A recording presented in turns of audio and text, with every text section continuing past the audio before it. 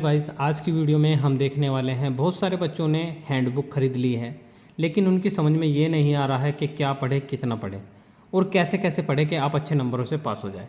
दोस्तों, आज की वीडियो में वही सारी चीज़ जानने वाले हैं। यदि आप ITI के छात्र हैं तो सबसे पहले रिक्वेस्टेड होगी आप इस चैनल को सब्सक्राइब कर लीजिए, बेल आइकन को प्रेस कर दीजिए, जिससे कि आने वाली हर वीडियो का नोटिफिकेशन सबसे पहले आपको मिलता रहे। जैसे ये हमारे पास है फर्स्ट ईयर की, कौन सी ट्रेड की है? इलेक्ट्रॉनिक्स मैकेनिक एवं कंज्यूमर इलेक्ट्रॉनिक्स, ठीक है ना। इलेक्ट्रॉनिक्स मैकेनिक के नाम से या आपकी कंज्यूमर इलेक्ट्रॉनिक्स, इस तरीके का यदि कोई ट्रेड है, कुल मिला के इलेक्ट्रॉनिक्स से संबंधित यदि आपकी कोई भी ट्रेड है तो आप इसे परचेज कर सकते हैं हैंडबुक के नाम से। इसमें आपको 4 सब्जेक्ट मिलेंगे। कौन कौन से? Theory, workshop calculation and science, employability skill and engineering drawing, ठीक है ना। कौन सी? Engineering drawing. अब किस किस तरीके से आपको पढ़ना है, आपके पास समय बहुत ही कम है, तो उसके अकॉर्डिंग आपको तैयारी करनी है कि आप अच्छे नंबरों से पास हो जाए। दोस्तों, सबसे पहले जब इसको आप ओपन करते हो, यदि आपने जिसने बुक खरीद रखी है तो आप इस तरीके से जब ओपन करोगे इस तरीके से, तो यहाँ से आपको सारे सब्जेक्ट यहाँ दिए हुए होंगे कि किस किस तरीके से आपको पढ़ना है। जैसे कि थ्योरी में आपके कितने चैप्टर है, ठीक है। उसके बाद आपके वर्कशॉप में कितने चैप्टर हैं, एम्प्लॉयबिलिटी स्किल में कितने चैप्टर हैं, ये सारी चीज़ इजीली तरीके से दी हुई है। कौन कौन से टॉपिक है विद टॉपिक भी, ठीक है ना। उसके बाद इंजीनियरिंग ड्राइंग भी आपकी है।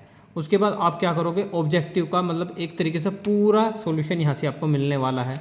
यहाँ आपको कुछ क्वेश्चन मिलेंगे। सबसे पहले आपको थ्योरी के क्वेश्चन मिलेंगे। ये आपके थ्योरी के क्वेश्चन है जो कि आप देख पा रहे हैं। ये सारे के सारे क्वेश्चन आपके किस चीज़ के हैं? थ्योरी के। अब इस थ्योरी के क्वेश्चन में आपको क्या करना है, सबसे पहले इन क्वेश्चन को, जितने भी क्वेश्चन हैं, इन्हें अच्छे तरीके से आपको पढ़ना है। पढ़ने के बाद ही आपको इनमें जवाब देना है, ठीक है। इसमें जितने भी क्वेश्चन हैं सारे इलेक्ट्रॉनिक्स, मैकेनिक और कंज्यूमर से है, ठीक है ना। मैकेनिक, कंज्यूमर, इलेक्ट्रॉनिक्स अप्लायंस के नाम से आपकी एक ट्रेड है, उसमें ये बिल्कुल सिमिलर से हैं। तो अभी जो है ना, हम इलेक्ट्रीशियन के हिसाब से नहीं बता रहे, जो ट्रेड है उसके हिसाब से सिर्फ हमें पढ़ने का तरीका आपको बता रहे हैं, ना कि पर्टिकुलर किसी ट्रेड के बारे में। तो आपने ये खरीद ली।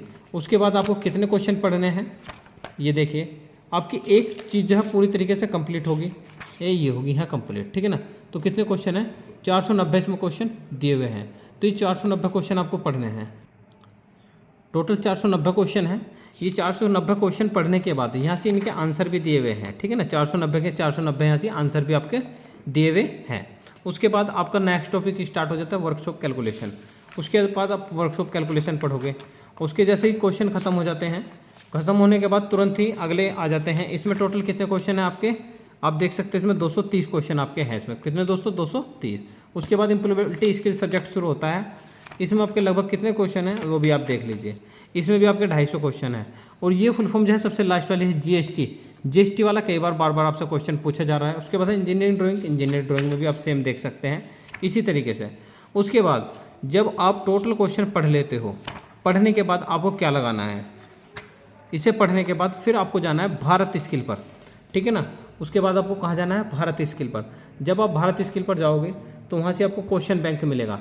भारत स्किल पे अपने ट्रेड का क्वेश्चन बैंक आपको लेना है और वहाँ से डाउनलोड करना है। डाउनलोड करने के बाद आप वहाँ से क्या करोगे, अपना प्रैक्टिस सेट लगाओगे।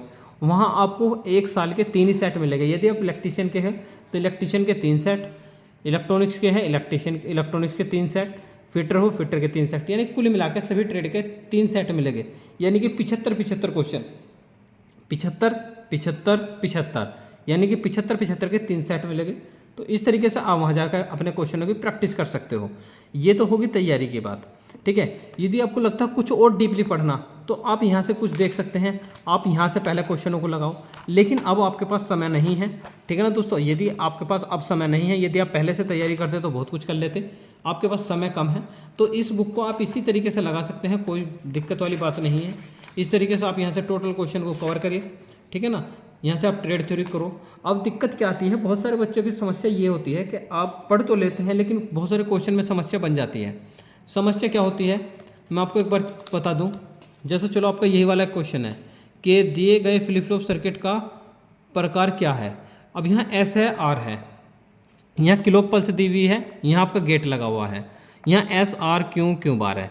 आपको ये नहीं पता होगा कि हाँ इसका आंसर क्या है, कैसे पता लगेगा। इसमें यहाँ से अलग गेट है, यहाँ अलग गेट है, यहाँ अलग गेट है, यहाँ अलग गेट है, यहाँ S है, यहाँ R है, यहाँ से D फ्लिप फ्लॉप लिखा, T फ्लिप फ्लॉप लिखा, J के फ्लिप फ्लॉप लिखा, RS फ्लिप फ्लॉप लिखा। दोस्तों, आप यहाँ देखोगे तो SR किलो पल्स लगा हुआ है।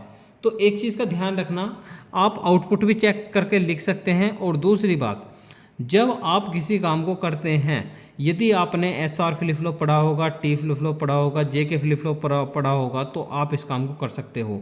जैसे SR का मतलब होता है सेट रीसेट, D का मतलब होता है डिले, T का मतलब होता है टॉगल, J का मतलब होता है जंप की। ठीक है ना, जो मतलब एक साइंटिस्ट का नाम था, जो कि इस तरीके से इसका नाम है।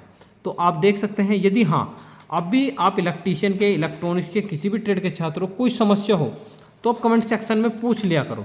दिक्कत क्या है, आप कमेंट सेक्शन में कुछ नहीं पूछते, क्यों? पूछोगे तो बेइज्जती महसूस होगी। दोस्तों ऐसा कुछ नहीं होगा, अगर आप पूछना चाहते हो, कोई समस्या है तो पूछ सकते हो, उसमें आपके डाउट ही क्लियर होंगे।